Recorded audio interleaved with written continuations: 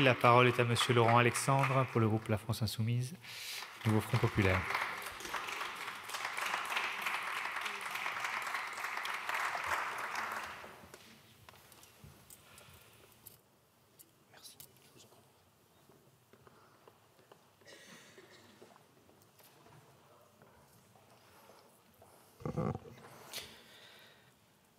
Monsieur le Président, Monsieur le Ministre, Madame la rapporteure, collègues, notre discussion de l'après-midi est attendue par le monde agricole.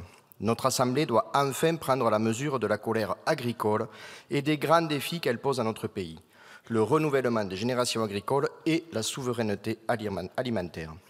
Vous connaissez nos principales propositions pour y répondre. Garantir des prix rémunérateurs aux paysans, protéger nos producteurs de la concurrence déloyale. Dans ce contexte, la signature de l'accord entre l'Union européenne et le Mercosur par la présidente de la Commission européenne est une trahison des intérêts agricoles de la France et de l'Europe.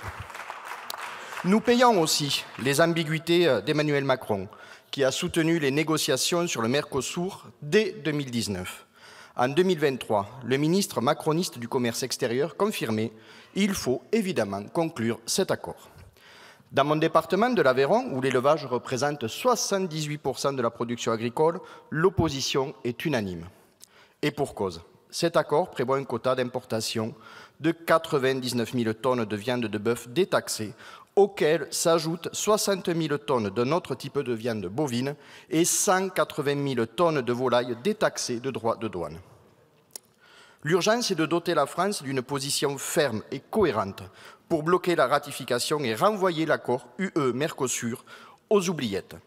La France doit poser un stop et non laisser penser que des aménagements sont possibles. C'est cette position que notre Assemblée sera appelée à voter tout à l'heure à l'occasion de la proposition de résolution européenne proposée par le groupe LFI-NFP.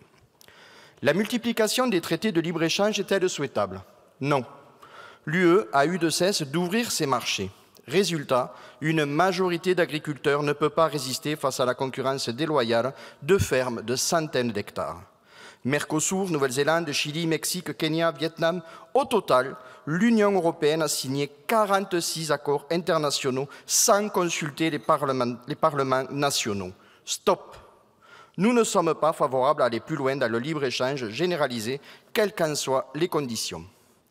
Le prisme proposé par cette PPRE du collègue Potier est d'esquisser des dispositions pour une meilleure réciprocité des normes et des mesures miroirs. Nous avons bien noté votre proposition d'inclure des mesures miroirs dans la législation européenne pour appliquer les standards européens à l'ensemble des produits importés venant de tiers pays. Ce que vous proposez ne permettra pas de s'opposer à l'accord de libre-échange et à la concurrence déloyale de nos agriculteurs. Les clauses et mesures miroirs permettent-elles de limiter le libre-échange? Non.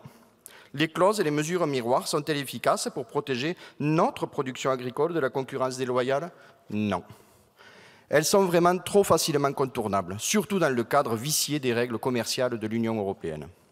En outre, changer les règles européennes est une procédure extrêmement lourde et cela ne peut être conçu à court terme. C'est pourquoi nous considérons cette PPRE comme insuffisante. Et modifier le titre, comme cela a été proposé par amendement, n'y changera rien. Lors de son examen en commission, mon groupe avait alerté sur la trop grande importance conférée aux mesures miroirs dans ce texte. Nous avions proposé des amendements. L'un, demandant l'activation des clauses de sauvegarde, a été adopté. L'autre, souhaitant refuser catégoriquement l'accord avec le Mercosur, même avec des clauses miroirs, n'a pas été accepté. Collègues, notre agriculture ne va pas bien.